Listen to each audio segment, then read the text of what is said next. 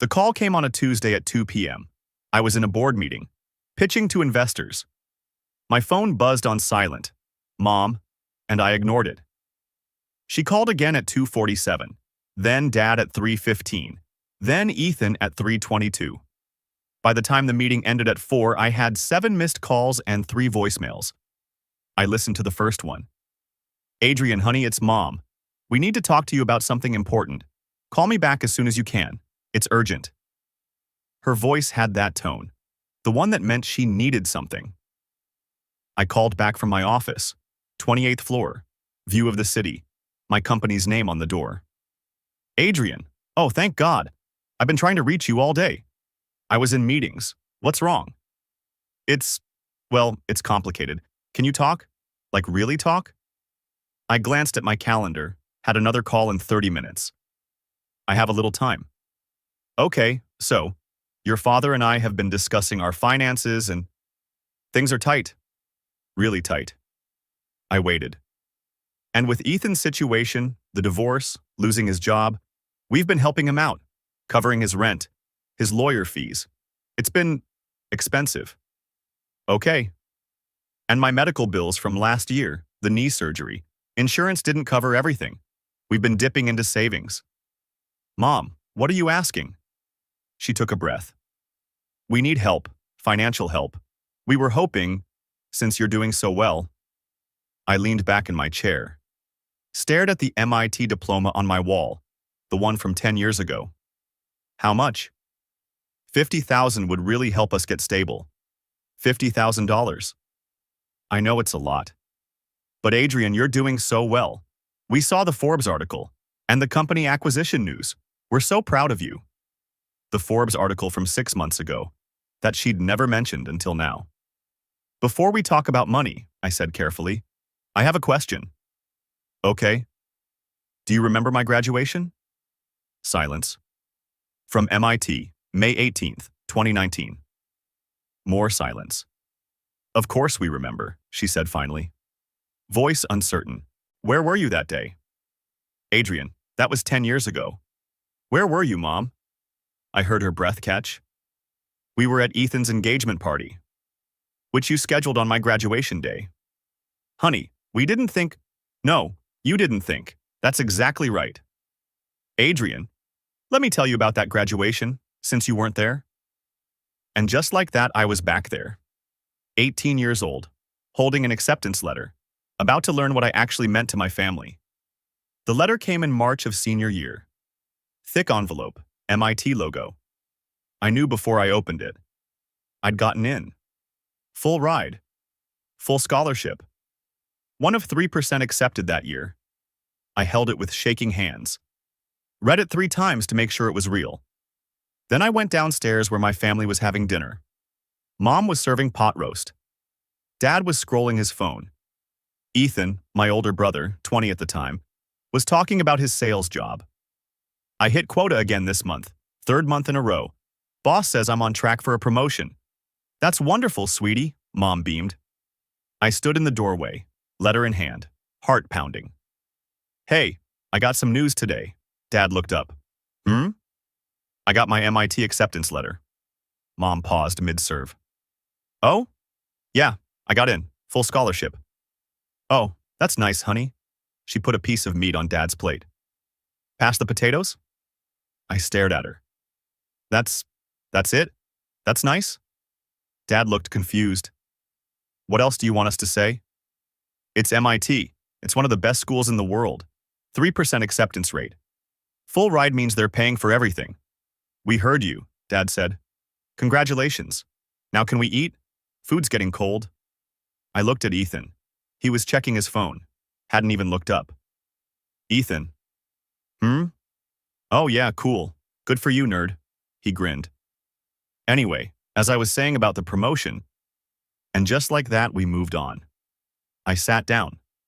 Ate pot roast. Listened to Ethan talk about sales numbers for 20 minutes. Nobody asked me about MIT, about my major, about how I felt, about anything. The acceptance letter sat next to my plate. Ignored. Like me. 5 minutes before dessert, Ethan stood up, cleared his throat. Actually, I have some news too. Everyone looked up, attentive, interested. Jessica and I got engaged. The explosion was immediate. Mom screamed, actually screamed, dropped the serving spoon, ran around the table to hug Ethan. Dad stood up, shook Ethan's hand, pulled him into a hug. Congratulations, son. That's incredible. Oh my God, oh my God, oh my God, Mom was crying. When? How? Show me the ring. Is Jessica here? Call her. We need to celebrate. Ethan pulled out his phone, started showing pictures of the proposal, beach sunset, rose petals, the whole production. Mom and Dad crowded around, laughing, crying, asking a million questions. I sat there, MIT letter still next to my plate, completely forgotten. For the next 30 minutes, it was all engagement. What kind of wedding? When? Where? Budget? Guest list? I cleared my plate, washed it, went upstairs. Nobody noticed. In my room, I pinned the MIT acceptance letter to my bulletin board. Looked at it for a long time. First member of my family to get into an Ivy-adjacent school. Full scholarship. Huge achievement. And they'd celebrated for exactly 0 seconds before moving on to Ethan's engagement. I should have known then, should have seen it. But I thought maybe it was just bad timing. Maybe they'd process it later. Maybe tomorrow they'd wake up excited. They didn't. The next few weeks were engagement madness. Every dinner was wedding planning. Every conversation was vendors and venues and invitation designs. I tried once, just once, to talk about MIT. I'm thinking about majoring in computer science. They have this amazing AI lab. That's nice, honey. Ethan, did you and Jessica decide on spring or fall wedding? I stopped trying after that. Mid-April, I mentioned. My graduation is May 18th. MIT's sending details about the ceremony. Oh, that's nice. Your father and I will check our schedules. They didn't check their schedules. A week later, Mom made an announcement at dinner. Great news! We've booked the venue for Ethan's engagement party. That's awesome, Ethan said. When? May 18th. It was the only Saturday they had available in May. The Riverside Hall. Isn't that perfect? I put down my fork. That's my graduation day. Mom blinked. What? May 18th. That's when I graduate from MIT, I told you. Oh, she waved her hand. Well, graduation is just a ceremony. You don't really need to go, do you? Yes, I need to go. It's my college graduation. Dad jumped in. Adrian, be reasonable. Ethan's engagement party is important. It's a once-in-a-lifetime celebration. So is graduating from MIT. It's just walking across a stage, Mom said. You can skip that. Family's more important. Then why can't Ethan move his party? Ethan looked offended. Dude, the venue's booked. Deposits are paid. We've already sent save the dates. You sent save the dates before checking if I could come? Why would we check? You live here. Of course you can come. I'll be at my graduation, in Boston, at MIT. Mom sighed. Like I was being difficult. Adrian, honey, don't be selfish. Your brother's getting married. This is huge for him. And I'm graduating from one of the best schools in the world. That's huge for me. But you can graduate anytime. No, Mom, I can't. Graduation is May 18th. That's it. One day, one ceremony. Dad's voice got firm. The discussion over voice. We've made our decision. The party is May 18th. You're being unreasonable. I'm being unreasonable? You scheduled a party on my graduation day without asking me. We didn't think it would be a problem. Because you didn't think about me at all. Silence. The bad kind. Ethan broke it. Come on, Adrian. Don't be dramatic. It's just a graduation. I'm only getting engaged once. He grinned. Hopefully. That aged poorly. I looked around the table, at my family, at the people who were supposed to support me, celebrate me, choose me, at least once. When's my graduation? I asked quietly. Dad frowned. What? When is my graduation? What date? He looked uncomfortable. May something? May 18th, same as the party you just scheduled. Well, we didn't know the exact date. Because you didn't ask. Because you didn't care. Mom reached for my hand. I pulled it back. Adrian, that's not fair. What's my major? What? What am I majoring in at MIT? Silence. Computer science. I've told you 3 times. You've never remembered. We have a lot going on? You have a lot going on with Ethan. You have nothing going on with me. I stood up, left the table, went to my room, heard them talking downstairs. Muffled voices. Mom. He's being so dramatic. Dad. He'll get over it. Ethan. He's just jealous. I packed my bag for school the next day, looked at my MIT acceptance letter on the wall, and made a decision. I was going to that graduation, alone if I had to.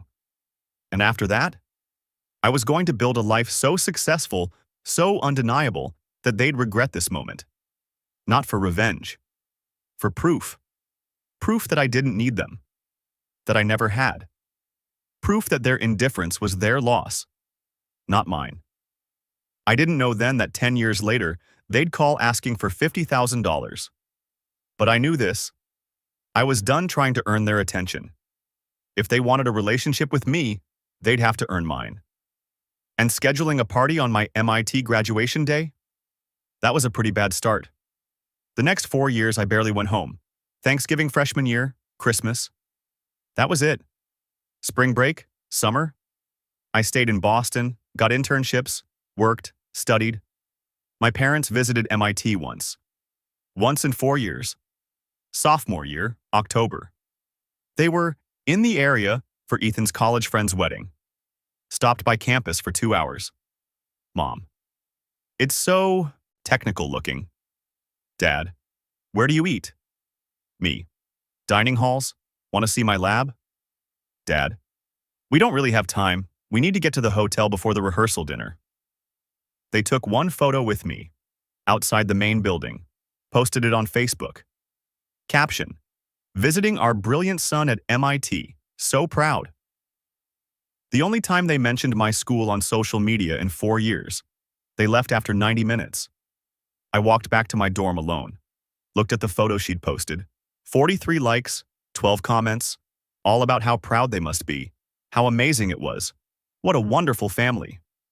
I deleted Facebook that night. Phone calls home became monthly, then every 2 months, then only on holidays. The conversations were always the same. How's school? Good, busy. That's nice. Did we tell you Ethan and Jessica set a wedding date? Always about Ethan, his sales job, his apartment, his wedding planning, his life. Never about my research project, my internship at Google, my 3.9 GPA. I stopped volunteering information. They stopped asking. By senior year, we were strangers who shared DNA. Graduation approached. May 18th, 2019. I'd known the date for months. In March, I sent them the official invitation. Physical mail. Printed on nice paper. You are invited to the MIT commencement ceremony.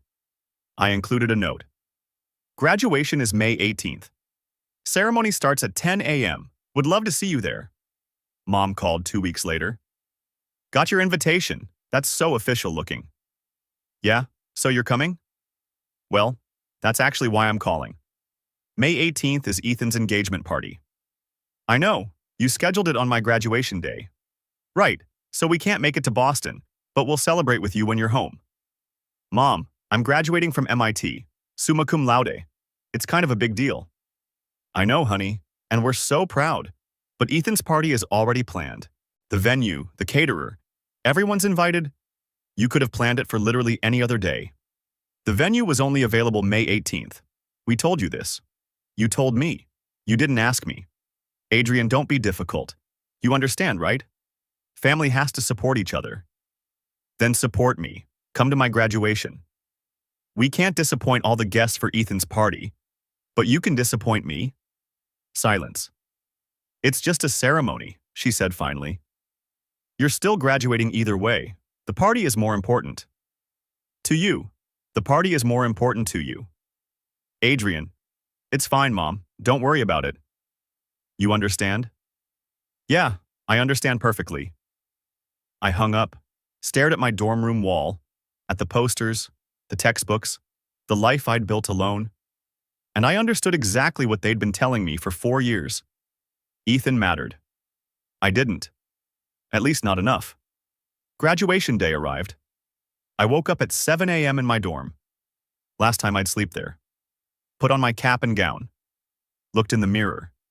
Summa cum laude. Computer science. Job offer from a Silicon Valley startup already accepted. I'd done everything right. And I was completely alone. My roommate Jake knocked. Ready, man? Yeah. Your family here yet? They're not coming. He looked shocked. What? Why not? Long story. Dude, I'm sorry. It's fine. Let's go. We walked to the ceremony together. Campus was packed. Families everywhere. Taking photos, crying, hugging. Proud parents with cameras. Grandparents with flowers. Siblings with balloons. I had my phone. That was it. Found my seat. Section for computer science graduates. Sat down. Jake's family was 5 rows behind me. Huge group. His mom kept waving at him. Crying already. My phone was silent. The ceremony started. Long, formal. Speeches about changing the world and reaching potential. I only half listened. Kept looking at my phone. Nothing. They called names alphabetically. When they got to the C's, I stood. Adrian Chen, Bachelor of Science in Computer Science, summa cum laude. I walked across the stage, shook the dean's hand, took my diploma. There was applause. The polite kind you give everyone. No screaming. No, that's my son. No whistles or cheers. Just standard clapping from strangers. I walked back to my seat, sat down, held the diploma. 4 years of work. Thousands of hours studying. Countless all-nighters. All for this moment. And the people who were supposed to be here were at a party. For an engagement that would end in divorce 6 years later. But I didn't know that yet. I just knew I was alone. After the ceremony, families swarmed the graduates. Hugs, photos, tears. I stood off to the side. Took a selfie with my diploma. Sent it to the family group chat. Graduated, thanks for asking. No response. I walked back to my dorm, changed out of my gown, started packing. Jake found me an hour later. Dude, we're all going to dinner. You should come. I'm good. Adrian, come on. You shouldn't be alone today. I've been alone this whole time. One more day doesn't matter. He looked sad. Your family sucks, man. Yeah, they do. That evening, my phone finally buzzed. Family group chat exploded with photos. The engagement party, Riverside Hall, decorated ceiling to floor, DJ, open bar, hundreds of guests, mom and dad in every photo, huge smiles, Ethan and Jessica looking happy, cake, dancing, toasts. Mom posted to Facebook, best day ever, so proud of our son. Engagement party, our family, first, blessed. No mention of me, no mention of MIT, nothing. I scrolled through 20 photos before I stopped. Sat on my dorm bed. Empty room around me. Everything packed. 4 years at one of the best schools in the world. And my family was celebrating a party. At 10 p.m., Mom finally called. Adrian, hi, how was graduation? Fine. Did you walk? Yes. That's wonderful. We're so proud. The party was beautiful. Wish you could have been here. I almost laughed. I was at my MIT graduation. Oh, right. Well, you didn't miss much. Just food and dancing. You know how these things are. No, Mom, I don't know. Because I missed it. For my graduation. Oh, honey, don't be like that. We'll celebrate with you when you come home. I'm not coming home. What do you mean? I mean, I got a job in California. I'm moving in 2 weeks. I'm not coming back. Silence. California? That's so far. Yeah. But Ethan's wedding is in October. I'll try to make it. Try? Adrian, it's your brother's wedding. And today was my MIT graduation. But you weren't here. So I guess we're even. That's not the same. It's exactly the same. You chose a party over my graduation. I'm choosing my life over his wedding. You're being very hurtful right now. Good. Now you know how I felt today. I hung up, turned off my phone, laid on my dorm bed and stared at the ceiling. Tomorrow, I'd start driving to California. To my new job, my new life. Away from people who'd proven, repeatedly, that I was second priority. I didn't cry, didn't scream, didn't break anything. Just laid there, in the silence. And decided something. I was done trying to earn their attention. From now on, they'd have to earn mine. I did go to Ethan's wedding in October. Flew back from California. Paid my own ticket, $600 round trip. Arrived the day before, stayed at a hotel, didn't stay with my parents. The wedding was huge, 200 guests, country club venue, live band. I sat in the back, wore the suit I'd bought for job interviews, watched Ethan and Jessica say their vows, smiled politely, clapped. At the reception, Mom found me. "Adrian, you made it. Where's your gift?" I sent them $500. Her face showed disappointment. "Only 500? Your cousin gave them 2,000. Your cousin makes $300K a year. I'm 22 and just started working." "Well, you went to MIT. We thought you'd be making more by now." I stared at her. "I make $120K, which is great for right out of college." "Oh," she seemed surprised. "That's good, I suppose." "Yeah, it is." "Well, anyway, enjoy the party. Isn't it beautiful?" "Yeah, Mom, it's beautiful." I left after dinner, before the dancing. Told them I had an early flight. I didn't. I just didn't want to be there anymore. Back in California, I threw myself into work. 80-hour weeks, weekends, holidays. My roommate thought I was crazy. "Dude, you're going to burn out." "I'm fine." "When's the last time you took a day off?" I didn't answer. Because work was the only place I felt valued, the only place where effort mattered, where achievement was recognized, where I wasn't competing with Ethan for scraps of attention. 6 months into the job, I got promoted. Senior engineer. Didn't tell my family, just kept working. A year in, the company raised Series B funding. My stock options suddenly worth something. Didn't tell my family that either. I called home every few months, surface-level calls. "How's work?" "Good." "That's nice. Did we tell you Jessica's pregnant?" Always about Ethan, his life, his news, his achievements. Never about mine. I stopped calling. Let them call me. They didn't. Not really. Just occasional texts. "Thinking of you. Hope work is good." No actual questions, no real interest. Just the appearance of caring, and I stopped pretending it was enough. At 24, I was promoted to engineering manager, leading a team of 12. At 25, our startup got acquired by a major tech company. My stock options, $2 million payout. I paid off my student loans. Wait, no. I never had student loans. Full ride, remember? I paid cash for a condo in San Francisco, invested the rest. Still didn't tell my family the numbers. Just, work's going well. They didn't ask for details. I didn't offer them. We were family in name only, connected by obligation, not by choice, and I was okay with that. Better than okay, because I'd learned something at 18, standing on an MIT stage alone. I didn't need them to succeed. I didn't need them to be happy. I didn't need them at all. And that was the most freeing thing I'd ever learned. At 27, I started my own company with some of the acquisition money. AI-powered enterprise software. Boring name. Massive market. Hired my old teammates. Built something from scratch. 70-hour weeks. All in. Focused. By year 2, we hit $50 million valuation. By year 3, we were closing deals with Fortune 500 companies. At 28, Forbes named me to their 30 under 30 list. That's when my parents finally noticed. Not because I told them, because someone they knew saw the article and sent it to them. Mom called, excited. "Adrian, we saw the Forbes article. Why didn't you tell us?"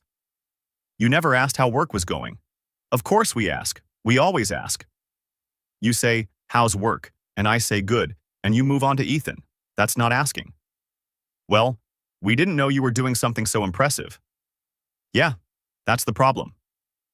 That was 6 months ago. And now, here she was. Calling.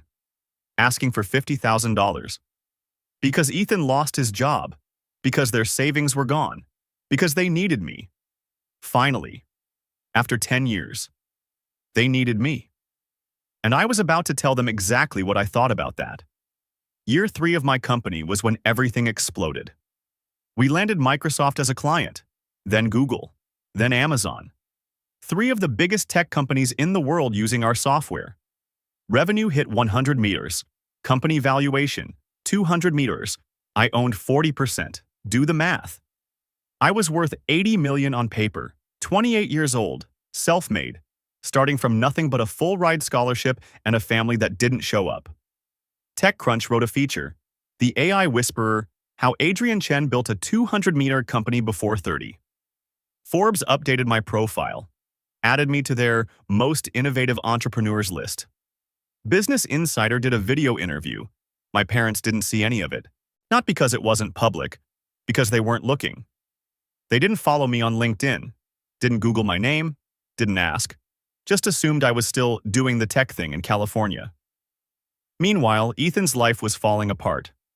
I didn't know the details in real time, just pieced it together from occasional family calls. Age 29. Ethan's between jobs right now. Sales has been tough. Age 30. Ethan and Jessica are having some problems. Marriage counseling. Age 31. Ethan's going through a divorce. It's been very hard on him. Each call, Mom would update me on Ethan's struggles, then ask, "How's work?" "Good." "That's nice. Anyway, we're worried about Ethan." Never details about my life. Never questions. Just surface acknowledgement before returning to Ethan. I'd long stopped caring. The Forbes article that changed everything dropped in March. 30 under 30. Adrian Chen, 28, CEO of NeuralSync AI. Full profile. Photos of me in the office, quotes about building the company, revenue numbers, valuation, everything. I didn't tell my parents about it. Why would I? They found out from my uncle, Dad's brother, Uncle Richard. Saw it online. Sent it to my dad with, "Did you know about this?" Dad called me, confused. "Adrian, your uncle sent us some article about you?" "Yeah, Forbes did a piece." "Why didn't you tell us?" "You never asked what I was doing." "We ask all the time." "No, Dad. You say, 'How's work?' and I say, 'Fine.' And you immediately start talking about Ethan. That's not asking." Silence. "It says here, your company is worth $200 million. "Yeah, about that." "And you own 40%? "Yes." More silence. I could hear him doing the math. "Adrian, that means you're worth $80 million. On paper, yes. $80 million. On paper, it's not liquid. Tied up in equity. But when did this happen?" "Over the last 3 years, while you were helping Ethan with his divorce lawyer fees." "We didn't know you were doing something this big?" "Because you never asked, Dad. In 10 years, you've never once asked me what I actually do, what my company does, what I've built." "That's not fair." "It's completely fair. When's the last time you visited me in California?" Silence. "Never." The answer is never. I've lived there for 10 years. You've never visited once. We've been busy. With Ethan. You've been busy with Ethan. I get it. I've always gotten it. Mom got on the phone. "Adrian, honey, we're so proud of you. This is incredible." "Now you're proud. Now that Forbes wrote about it. Now that Uncle Richard sent you the article. We've always been proud. Then you should have come to my graduation." Click. I heard it. The sound of her understanding exactly what I meant. "Honey, that was 10 years ago. And you still haven't apologized. You still haven't acknowledged that you chose wrong." "We didn't choose wrong. You chose a party over my MIT graduation. You can't rewrite that." Dad jumped back in. "Son, we made a mistake. But we're family. Can't we move past this?" "You want to move past it? Fine. Stop calling me only when you need something." "We don't only call when we need something. Dad, you're literally calling because Uncle Richard sent you an article. You didn't call on my birthday last year. You didn't call when my company hit $50 million in revenue. You didn't call when TechCrunch wrote about us. We didn't know about those things. Because you didn't ask. I took a breath, calmed down. I have to go. I have a meeting. Adrian, wait. I hung up, sat in my office, looked at the city view, $80 million on paper, and I still couldn't buy the one thing I'd wanted at 18, a family that saw me. 6 months passed. They called a few more times. Awkward calls, trying to be more interested. What's your company called again? Neural Sync AI. And what does it do? Enterprise AI solutions for data processing. Oh, that sounds complicated. It is. Well, we're very proud. Sure they were. Ethan called once, asked if I could put in a word for him at one of my client companies. I'm unemployed, man. Sales jobs are hard to find. You've got connections. I'll see what I can do. I didn't see what I could do. Didn't make any calls, because Ethan hadn't called me in 3 years before this, and now he wanted a favor. Same pattern as my parents, only showing up when they needed something. In October, I got a text from Mom. Mom, Ethan moved back home. He's having a hard time. If you could talk to him, that would mean a lot. I didn't respond. A week later, Mom, did you see my text? Me, I did. Mom, will you call Ethan? Me, no. Mom, why not? He's your brother. Me, he's your favorite son. You handle it. Mom, that's not true. We love you both equally. I didn't respond to that either, because if they loved us equally, they'd have been at my graduation. In November, Dad had a health scare, minor heart attack. He was fine after a few days in the hospital. Mom called, crying. Your father's in the hospital. Can you come home? Is he okay? The doctors say he'll be fine. But Adrian, we need you. I'll send flowers. Flowers? That's it? What do you want me to do, Mom? Come home, be here for your family. Like you were there for my graduation? Silence. I'll send flowers, I repeated. And I'll call tomorrow to check on him. I sent a very expensive arrangement. Called the next day. Talked to Dad for 10 minutes. He sounded weak, tired. Thanks for calling, son. Of course. How are you feeling? Better. Doctors say it was mild. Good. I'm glad you're okay. I wish you could have come home. I have a board meeting I can't miss. I didn't have a board meeting. I just didn't want to go home. I understand. Work is important. Yeah, it is. Awkward silence. Adrian, I know we haven't been perfect parents. Dad, you just had a heart attack. Let's not do this now. I just want you to know I'm proud of you. What you've built. I should have said it sooner. Okay? Do you believe me? I thought about it. I don't know, Dad. I don't know what to believe anymore. He was quiet. That's fair. I have to go. Feel better. Adrian. Yeah? Thank you for calling. You're welcome. I hung up. Felt nothing. Not anger. Not sadness. Not relief. Just emptiness. The space where a family relationship should have been. December came. Holiday season. I didn't go home for Thanksgiving. Or Christmas. First time in my life. Mom called. You're really not coming home? I'm really not. But it's Christmas. I know what day it is. Adrian, please. Your father's still recovering. Ethan's going through so much. We need family together. You needed me at graduation. I needed you there. You chose differently. So am I. How long are you going to punish us for that? I'm not punishing you. I'm just living my life, without you in it. That's cruel. No, Mom. Cruel is scheduling a party on your son's MIT graduation and not understanding why he's upset about it 10 years later. I spent Christmas with friends, people from my company. We rented a house in Tahoe, skied, drank, laughed. It was the best Christmas I'd had in years. My phone buzzed with family texts, photos of their Christmas. Ethan looking depressed, parents looking older. I didn't respond. Just enjoyed the snow, the friends, the life I'd built without them. January brought the call, the one where Mom asked for $50,000. We need help, financial help. And that's when I asked the question. Before we talk about money, I have a question.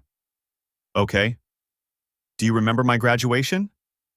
And now, sitting in my office, 28th floor, company I'd built from nothing, I was about to tell them exactly what I thought about their request. Let me tell you about that graduation, I said, since you weren't there. And I told them everything. About sitting alone in the crowd, about walking across the stage to polite applause from strangers, about the selfie I took because there was nobody else to take a photo, about the party they chose instead, the photos they posted, the best day ever caption that didn't include me, about 10 years of building a life they knew nothing about because they never asked. Mom was crying by the end. We didn't realize, you didn't want to realize, it was easier to focus on Ethan, easier to believe I was fine, easier not to see that you'd chosen wrong. Dad's voice was strained. So you're not going to help us? I'm going to help you, just not the way you want. What does that mean? It means I'll pay for a financial advisor, someone to help you budget, to figure out your finances. That's not enough. It's more than you gave me when I graduated. We can't survive on that. Figure it out, Dad, like I did. When you didn't pay for my textbooks, or my living expenses, or anything.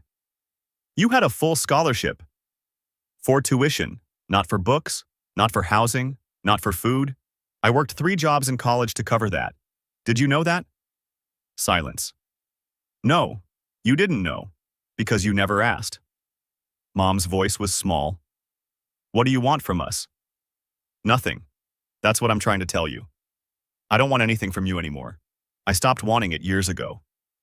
We're your parents. You're the people who gave birth to me. That's biology. Family is the people who show up, who choose you, who celebrate you. We do celebrate you. You celebrate what I've become despite you, not because of you. There's a difference. I looked at my MIT diploma on the wall, at the Forbes article framed next to it, at the photo of me alone in my cap and gown. I'm sending you the financial advisor's information. That's all I'm offering. Adrian, please. Goodbye, Mom. I hung up, stared at my phone, waited to feel guilty, didn't. Just felt free. For the first time in 10 years, I'd said everything I needed to say. And it felt good. 3 days after I hung up on my parents, Ethan called. I almost didn't answer. Saw his name. Hesitated. But curiosity won. Hello? Adrian. Hey, it's Ethan. I know, your name came up. Awkward pause. Look, man. Mom told me about the call, about you refusing to help. I leaned back in my office chair. Okay. And I don't get it. They're struggling. Dad's medical bills. My divorce costs. They need help and you're sitting on millions. 80 million. On paper. Exactly. You have money. Why won't you help your own family? I let the question hang. Let him hear how it sounded. Are you serious right now? I asked finally. What? Ethan, where were you on May 18th, 2019? What? I don't know. That was 10 years ago. Your engagement party at Riverside Hall, remember? Silence. Yeah, I remember. What else happened that day? More silence. Ethan, what else happened on May 18th, 2019? I don't know, man. I graduated from MIT, summa cum laude, and none of you were there. Oh, right, that. Yeah, that. Dude, that was 10 years ago? You're still hung up on that? I almost laughed. Hung up? No, I'm not hung up. I just learned something that day. What? That I don't matter to you. To any of you. Not enough. That's not true. It is true. You scheduled your engagement party on my graduation day. Mom and Dad chose to go to your party instead of my graduation. And now, 10 years later, you call me because you need money. We're family. Family shows up, Ethan. Family celebrates each other. Family doesn't schedule parties on graduation days and then act confused when there are consequences. It was just one day. It was my day, the biggest achievement of my life at that point, and you all chose a party over it. We didn't think it was that big of a deal. And that's the problem. You didn't think about me at all. He was quiet for a moment. Then, look, I'm sorry, okay? We screwed up. But does that mean you're going to let Mom and Dad lose their house? They're not losing their house. They might. Without help. I offered help. A financial advisor. Someone to help them budget and plan. That's not real help. It's more than they gave me, ever. You had a full scholarship. For tuition, not for books, housing, or food. I worked 3 jobs to pay for that. Did you know that? No, Of course you didn't. Because nobody asked. Nobody cared. As long as Ethan was okay, everything was fine. That's not fair? You're right. It wasn't fair. None of it was fair. Ethan's voice got defensive. I'm unemployed, Adrian. My marriage fell apart. I'm living with mom and dad at 31 years old. You think my life is great? No. I think your life is hard. And I'm sorry about that. Then help. I am helping. I'm letting you figure it out, like I had to. You're being cruel. No, I'm being consistent. You want money? Earn it. You want support? Show up for people first. You want family? Act like it. We are family. You're my brother biologically. That's it. We don't have a relationship. We never did. Because you left. You moved to California and never came back. I left because nobody noticed when I was there. I graduated MIT and moved across the country, and you know what changed? Nothing. Because I was already invisible. Silence. I don't know what you want from me, Ethan said finally. I don't want anything from you. That's what I'm trying to tell you. I don't need your approval, your acknowledgement, your family connection. I stopped needing it years ago. So that's it? We're just done? We were never really started, Ethan. You just didn't notice because it didn't affect you. He hung up without saying goodbye. I set my phone down, stared at it, waited to feel bad. Didn't. Just felt tired. But also, lighter. A week later, I got an email from Dad. Subject: please read. I opened it. Adrian, I've been thinking about what you said. About your graduation. About us not being there.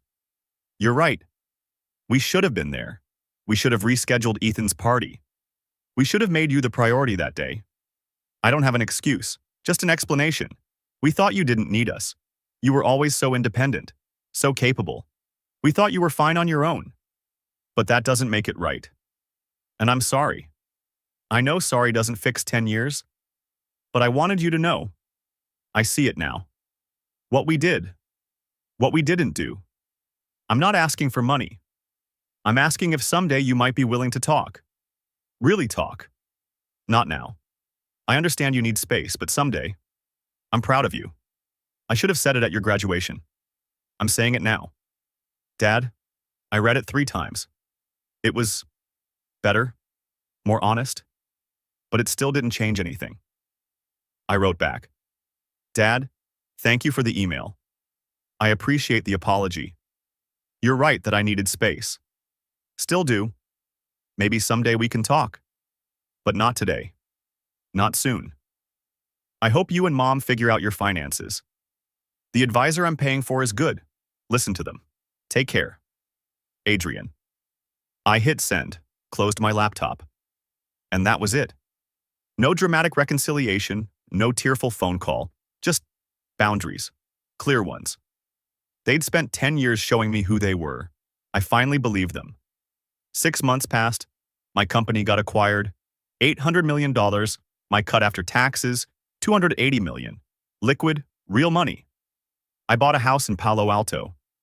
Nice place, not a mansion, just comfortable. Invested most of the money. Set up a foundation for STEM scholarships, specifically for students whose families couldn't attend graduation.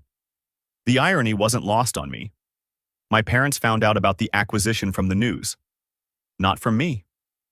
Mom called.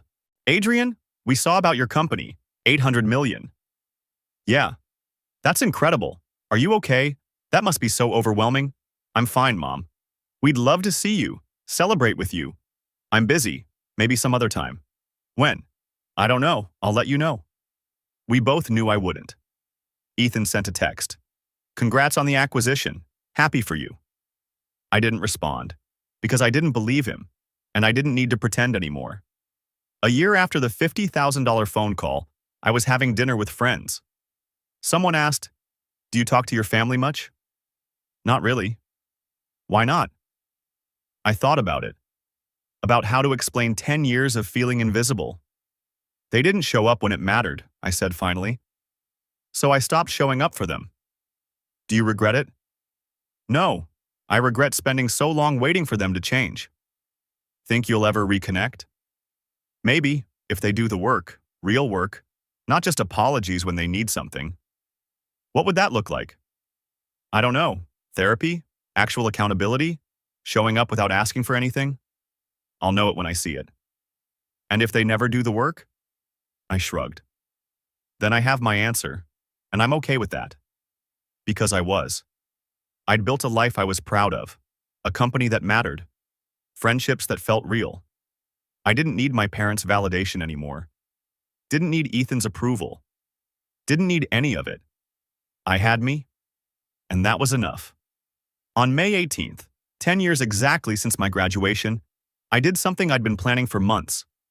I flew to Boston, to MIT, walked around campus, visited my old dorm, the labs where I'd studied, the building where I'd received my diploma, stood in the spot where I'd taken that selfie, alone, in my cap and gown. This time, I wasn't alone. I'd brought Emma, my girlfriend of 2 years, someone who actually showed up. This is where it happened, I told her, where I graduated, alone. She squeezed my hand. You're not alone anymore. No, I'm not. We took a photo, same spot, 10 years later. Different life, different person, different everything. That night, I posted the photo to Instagram, not Facebook. I'd never reactivated that. Caption: 10 years ago today, I graduated MIT, alone. Today, I came back. Not alone. Sometimes the family you build matters more than the family you're born into. Grateful for everyone who chose to show up. It got 3,000 likes. My parents didn't see it. They weren't following me. But that was okay. Because I wasn't posting it for them. I was posting it for 18-year-old me. The kid who'd sat in that crowd. Who'd walked across that stage. Who'd taken that selfie. The kid who thought he'd done something wrong. Who thought he wasn't enough. I wanted him to know. It wasn't him. It was never him. He was always enough. They just weren't looking. 2 years after the acquisition, I started dating someone seriously. Emma, the woman from the MIT trip. She asked once, "Do you want your parents at our wedding?" I thought about it. Really thought about it. I don't know, I said honestly. Part of me wants them there. Part of me doesn't want to give them the chance to ruin it. What would ruin it? Them making it about themselves, or about Ethan, or showing up and acting like nothing happened. Would you regret it if they weren't there? I regretted them not being at my graduation, but I survived that. I'd survive this too. She kissed my forehead. Whatever you decide, I support you. I think I need to see if they've changed first, before I invite them to the next big thing. That's fair. And if they haven't changed? Then we have a beautiful wedding with people who actually love us. No obligation invites. I smiled. You get it. I do, because my family's complicated too. Not everyone deserves a front row seat to your happiness. Exactly. Some people spend their whole lives waiting for their family to see them. I stopped waiting at 18, when I held an MIT acceptance letter and got, "That's nice, pass the potatoes." Some people carry grudges. I just carried boundaries. There's a difference. Grudges hurt you. Boundaries protect you. My parents made their choice on May 18th, 2019. They chose a party over my graduation, and I made my choice after that. I chose myself. 10 years later, they wanted my money. I gave them a lesson instead. Actions have consequences. Even in families. Especially in families. I graduated MIT alone. Built a company alone. Became successful alone. And you know what? I'm okay with that. Because the people who don't show up for your wins don't deserve access to your wealth. The people who dismiss your achievements don't get to celebrate them later. And the family that makes you invisible doesn't get to claim you when you become impossible to ignore. I learned that at 18. At 28, I finally believed it. Some doors close, some bridges burn, some relationships end. And sometimes, not always, but sometimes, that's the healthiest thing that can happen. I don't hate my family. I don't wish them harm.